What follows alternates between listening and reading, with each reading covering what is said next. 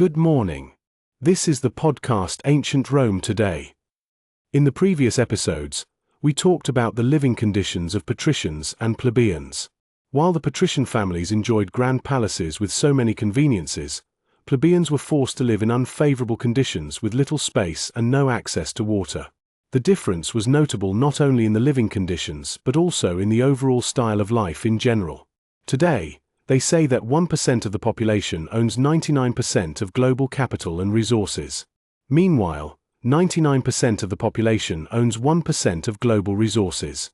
In ancient Rome, the situation wasn't that different. Rich people, patricians, had everything they needed and even more. Money, power, houses, political rights, and so on. According to the legend, patricians were the families who took part in the foundation of Rome. They lived on the Palatine Hill. The famous Senate was composed of the representatives of the patrician families for centuries.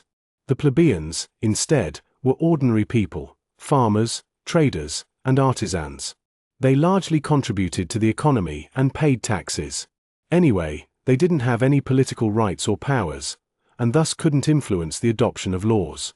The majority of laws were created to favor patricians rather than ordinary people, which often was a problem for the latter. There is a famous Latin phrase, dura lex, sed lex. Even though the law is strict, it's still the law. So, even if some regulation was contrary to the interests of ordinary people, they couldn't do anything.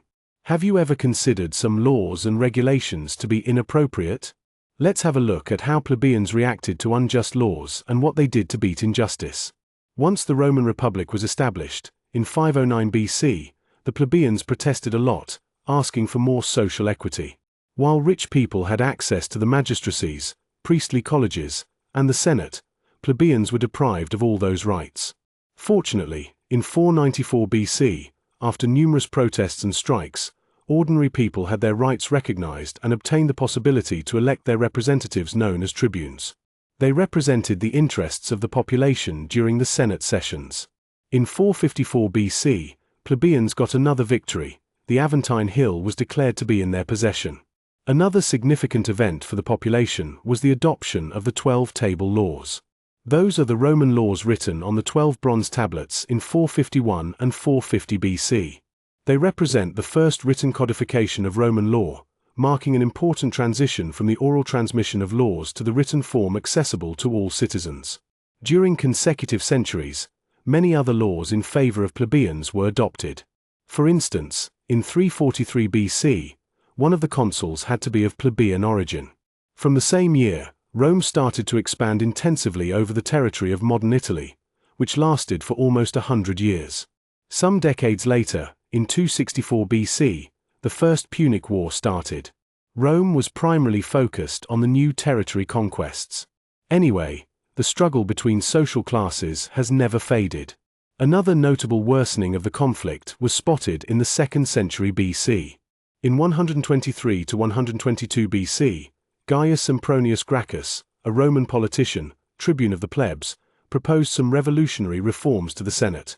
Those included an agrarian law to redistribute public lands to Roman citizens and a grain law to distribute grain at reduced prices.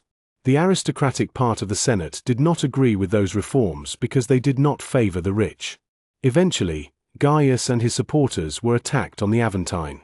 Gaius Gracchus was killed following a violent clash with the consul Opimius and his supporters.